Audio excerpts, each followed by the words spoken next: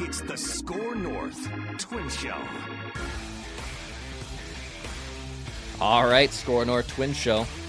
Happy holidays. Merry Christmas Eve here on your podcast feeds, on your YouTube channel. Hit the like button, subscribe button. We had a nice little surplus of new subscribers last week. It was a big week after we complained about the Twins' lack of spending, and guess what we're going to do today? Another similar conversation of the Twins' lack of spending. So hit the like button, subscribe button here on the SKOR North Twins Show YouTube channel. We're still pumping out content, 5-star ratings on Apple and Spotify. Appreciate you guys. We have like almost 1,000 followers on the SKOR North Twins Show TikTok page, which we launched probably September. Hope we can October. keep it. What's that? I said I hope that we can keep the TikTok page. Yes. A lot of irons in the fire, a lot of gloves. I got to wear a lot of different gloves here. Well, a lot of all of our producers are. No, but my point is the TikTok thing might not be up to you, me, or Yes, yeah. The fact Yes. that the TikTok is I see. TikTok might be TikToking right off from the public. See what you did there. So let's start here, Judley. Also, by the way, I'm going to give you a top 10 most frustrated fan base from David Schoenfield. I think it's Schofield. Schofield? Yep. Okay, there's an EN in there, so I thought it was Schoenfield maybe. Schoenfield. Schoenfield. Anyway, Dave from ESPN. Yes. Friend of the show now. Yes. So you're probably right. I don't know. On the back end of this episode, we'll talk about that. But let's start here. So the Twins do lose Carlos Santana, their Gold Glove first baseman. He's actually going back to Cleveland on a 1-year, $12 million deal. Cleveland, in classic Cleveland fashion, flips Josh Naylor, who was in the last year of his arbitration, set to make, I think the exact same figure around it that Carlos Santana is going to be paid. But instead, they swap Naylor for Santana. They get a nice little prospect there. Very classic Cleveland way of doing business. Carlos Santana still very well loved and respected at Cleveland. When I was there in May, standing ovations basically every time he came up to the plate. No booing, which is rare in Cleveland because they love to boo people. They don't boo Carlos Santana. On the Twins side, though, this creates a vacancy at first base. Now, we've seen other first basemen, Anthony Rizzo, who I gave as an option for you and Phil about a month ago. He gets 12.5 from the New York Yankees. There are guys like Josh Bell who are available. But internally, right now, the Twins are banking on Jose Miranda and/or Edouad Julien, or maybe someone else. I don't know. But those two specifically as your opening day first baseman. Here's my first rant on this, and I will toss to you. I think that would be a disaster. I think that would not be a very good idea. Jose Miranda, who had a very good first half, a suspect at best second half. He set a record for most consecutive hits. He was hitting the cover off the ball in July before the break. But he was -6 defensive runs saved. Now, that was 2 years ago at first base. He spent almost 600 innings there. Yeah. We all know Patrick Royce's thoughts of Jose Miranda in the field. But talking with Rocco and being around Rocco and the team this last year, I can't tell you how much importance Rocco put at first base. When he got here in 2019, I remember him telling a story about the reason they pushed for C.J. Cron so much, who Rocco had worked with in Tampa Bay, was not just because he was a good hitter, it's because he was a really good defensive first baseman. And then when they didn't extend or they said goodbye to C.J. Cron, they had to throw guys like Luis Arraez, and you can't keep his bat out of the lineup, but you got to put him somewhere. He spends time at first. Donovan Solano spent time at first. They value first base defense. Now, maybe Miranda and Julien have been working on it, and they're going to come to spring training even better, and then this conversation becomes nullified because we had it in late December. I personally think Edouad Julien, Jose Miranda, defensively at first base, disastrous situation. I would not be a fan of that.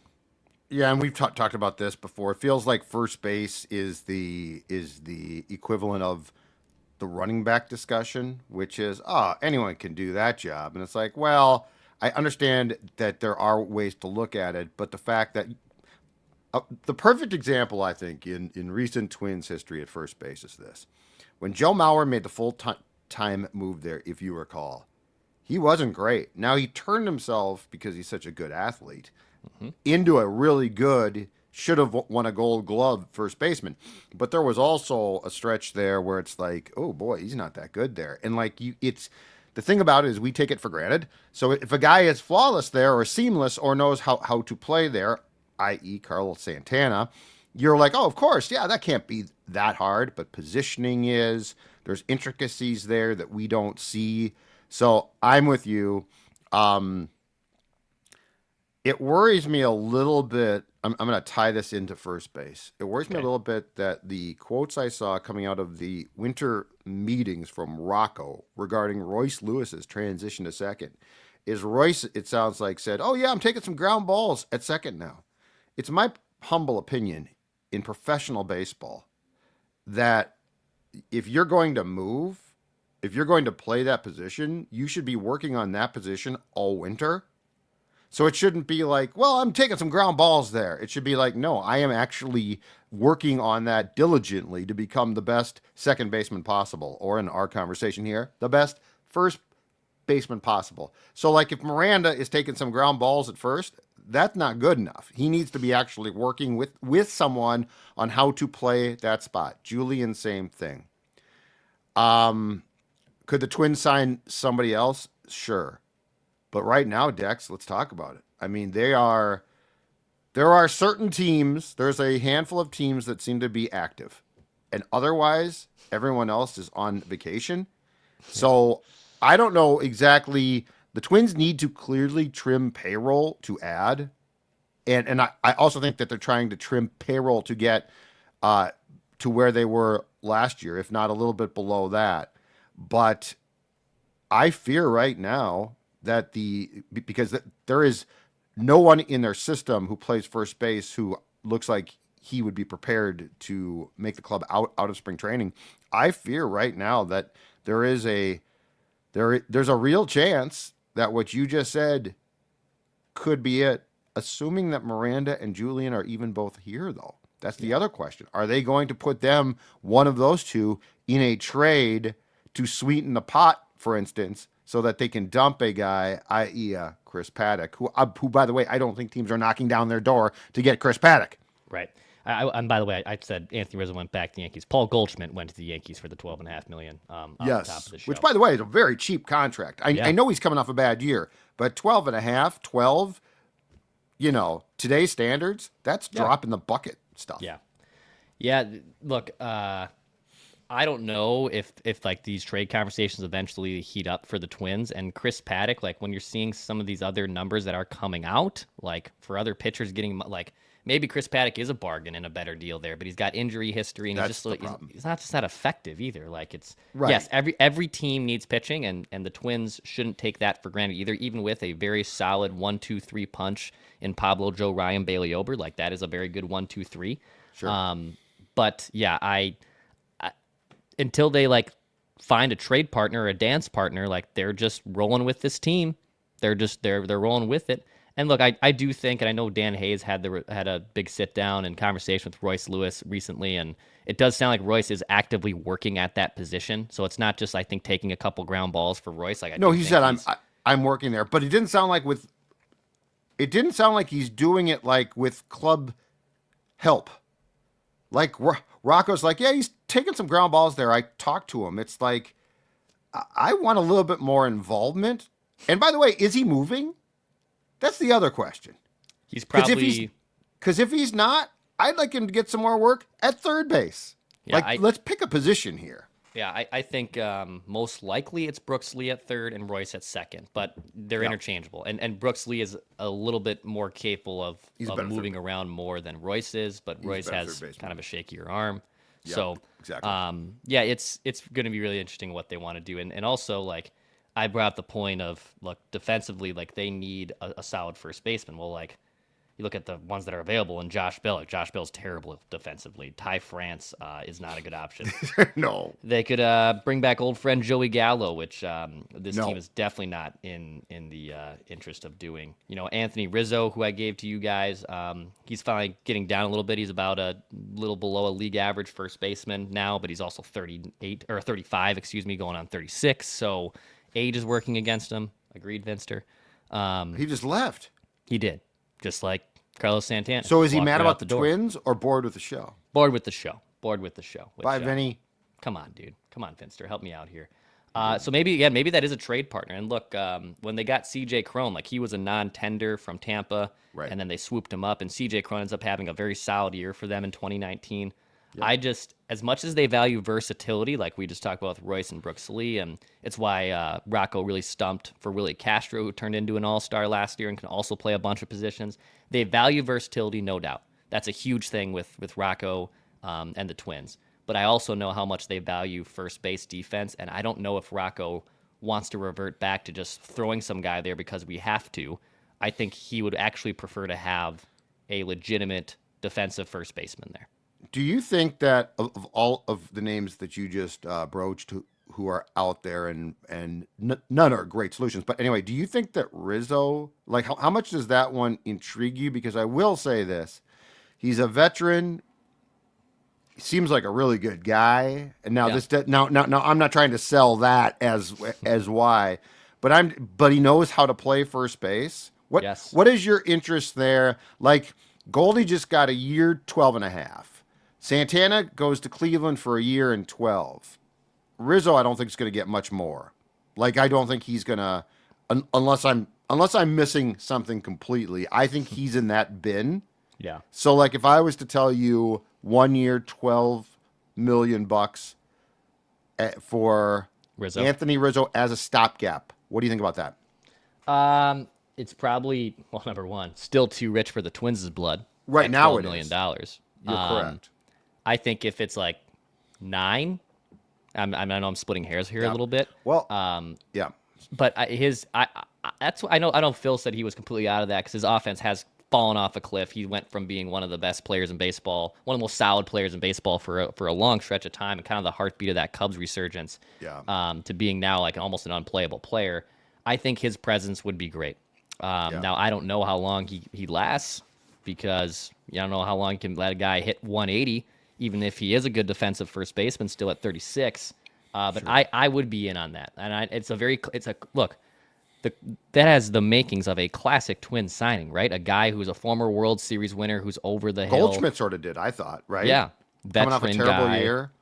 It makes a lot of sense. It's very Twins-like for them to do.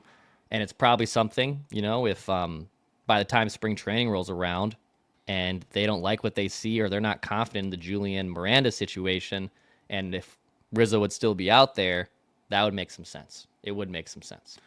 When do you think so the next step, it's so pathetic, but the next step to talk about for the Twins is clearly offloading salaries to add some back. Do you think, and if so, when do you think that Castro gets moved? Because he's going to go, I don't see him, it's weird. His first half, he makes the All-Star team. And to your point, position versatility out the wazoo. And he's pretty good. He's not great at all of those places, but he can hold up. Yep. But that being said, the second half really trails off. If I'm not mistaken, arbitration eligible now. Yeah. And so I believe we signed, didn't he? I think he got his number. He got his arbitration number, I thought already. Oh, we did. Oh, okay. So do you think they trade him, or do you think that he sticks around? So let's put a date on it, because I think that's kind of maybe even more important. So by report day, which is mid-February for the Twins, if you were to ask me today on Christmas Eve, December 24th, do I think we will see Willie Castro there when the Twins report? I think no. I think they eventually trade him. I think they trade him, as in they trade him before report day. I think the Twins will eventually end up having to move him. He's set to make 6.8 in arbitration this year. His final year of arbitration. Okay, yeah. So, and look, they have, yes, the versatility is huge. Rocco loves him, but if you're trying to trim the fat of this payroll situation, that's a piece of fat. That's a piece of fat that you can easily trim. So maybe we'll even write this down the next time we do write that down. But I would say before report day, the Twins would move on from Willie Castro. Okay. Oh, yep. So here the projections are between 6.2 and 6.8. So yeah, I just think that's the next step here. I think that we're not going to talk about the Twins adding a major league player until they've subtracted them.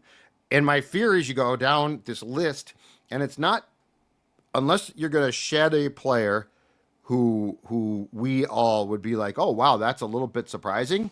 I don't feel like it's a who's who of, oh yeah. The Paddock thing is the perfect example. Yes, teams want pitching, and yes, he has value, but it's very, very small. He's been hurt twice. As you said, as a starter, he's just not that effective. And the other problem is this: the Twins are the dummies that take pitchers who are injured, not the rest of the league. Right.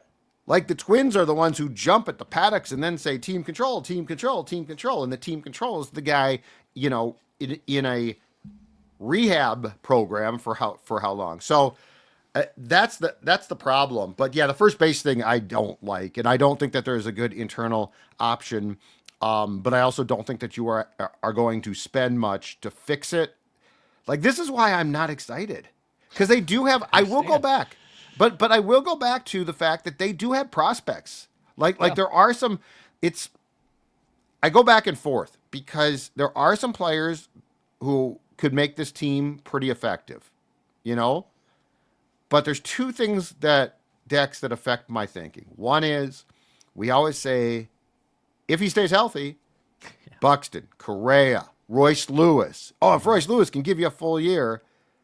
Well, okay, that's great, but we need to see that first. And the second thing is, for all of the prospects, there just seems to be a malaise around this team and the front office and the lack of moves that doesn't exactly embrace we're building something. It more feels like we're maintaining a status quo until the team is sold now.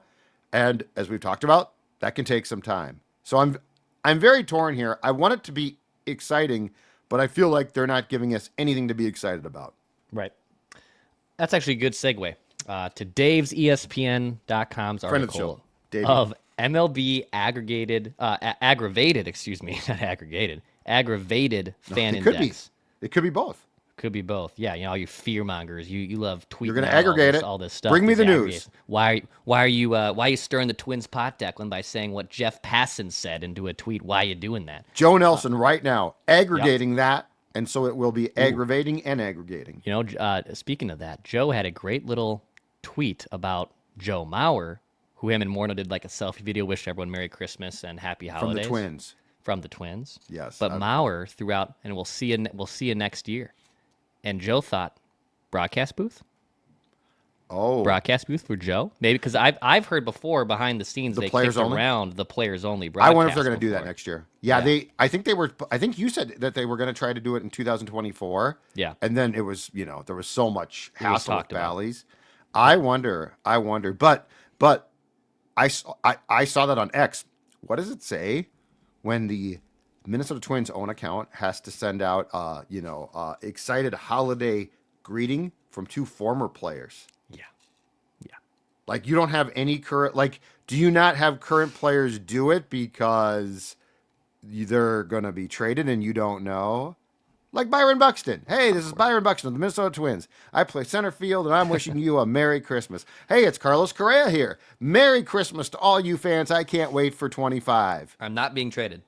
Hey, it's Royce Lewis here. I'm playing second base now. And you know what? I just got a second baseman's glove for Christmas. It's smaller than my third baseman's glove. But instead it's Mauer and Morneau. Yeah. It's just food for thought there.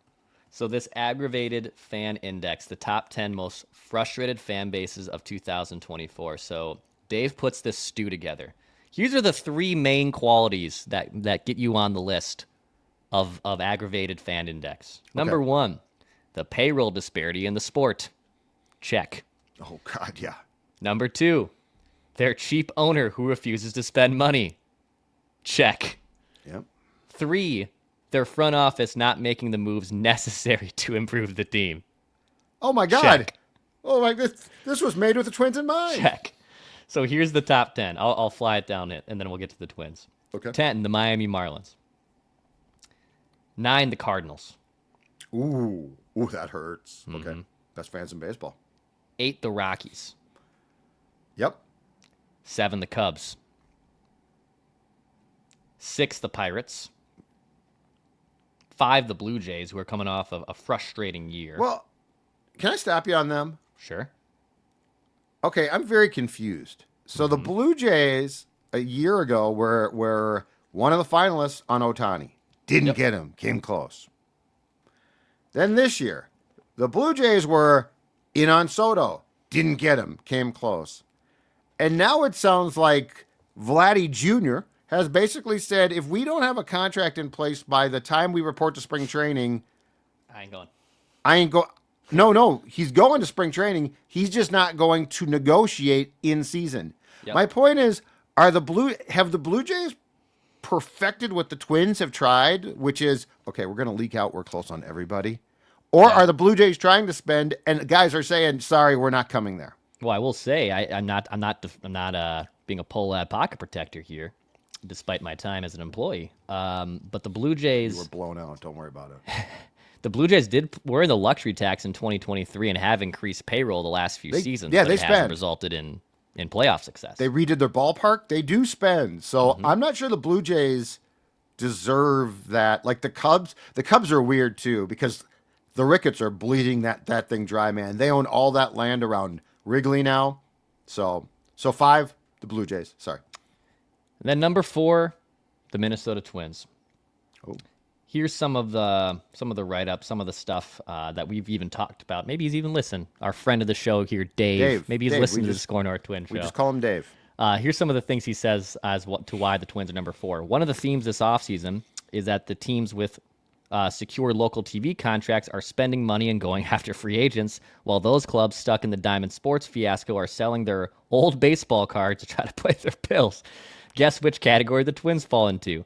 They're now one of the teams whose games MLB will produce and distribute, which is a perfect excuse for the Pollad family not to spend 1 cent more than necessary, a family tradition going back to Carl Pollad's purchase of the team in '84. I mean, Jesus, just filleting the team. Wow. Went on to say, I considered putting the Cleveland Guardians here because they spend even less on payroll than the Twins, and I personally find them extremely frustrating for never going above and beyond, but that's on ownership, not front office. But at least the Guardians managed to produce good teams in the field and overachieve.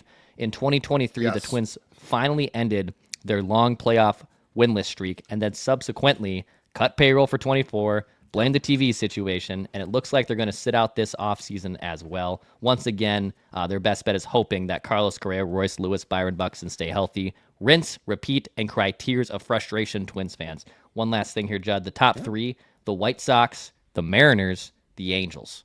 So, wait, the Angels that's not going on right now. I think they're back. Yes, they're spending money. They're spending money, but they've for 10 years have wasted. They had the 2 generational best. And they're not. I think it's more of a lifetime achievement award than it is for 2024. Okay. Because I was going to say they're actually trying to spend now. Mm-hmm. Well, and the problem with the Angels is largely incompetence. I mean, that Rendon contract shipwrecked him, and it's one of the worst contracts of all time. And he's never healthy, and it sounds like he's a complete jackass. And I mean, the guys they've signed, like Kyle Hendricks is 35, D'Arnaud is 36, Kikuchi, who could be good, is 34, Jorge Soler they inherited. But I'm saying that they're at least trying, but at least they're trying, like they're making moves. But yes, if it's a lifetime achievement award, I would say the Angels is more just flat out incompetence. Yeah. But yes, they are not well run at all. Yes. The White Sox, the Mariners. Yeah. The Angels. Okay. Twins, I mean, I feel like the Twins could be top 3, but that's just me personally. They could be. I think they. But Pirates could be as well. I think that's fair. And the Twins certainly meet all the criteria that you just read. The Twins meet that criteria, and that's very true about the TV thing, which is going to cause some more problems. I think it's going to get worse before it gets better, clearly, because we're in uncharted territory. So, yeah, I think Dave is pretty close to being accurate. I would probably have the Twins top 3, though. So yeah, we'll see if the Twins. I think Toronto's far too high. I think it's just with Toronto, they've had their shot, they missed it, and I think the fan base recognizes that we're gonna lose Vladdy, and then we're gonna lose Bo, and then we're gonna are they gonna be able to pay these guys? So I think their ranking is justified. Yeah, I feel like from what you read me, I feel like he is. I feel like he's jumping the gun though. Like I need to see those guys all walk before I rank them. The Pirates definitely. The Cubs are a weird one. The Cubs have had the Cubs got rid of Bellinger and actually had to pay a little bit for the Yankees to take him, but they've made some moves. But yeah, for what the Cubs rake in and the fact that they own their own regional sports network now in Marquee, the fact that they don't spend more, and the fact that they just, as I said, they own all of that land now and have bought all of that land on the north side around the ballpark. They probably are incredibly cheap for what they should be spending, because my guess is that their income is enormous. So hit the like button, subscribe button here on the SKOR North Twins Show.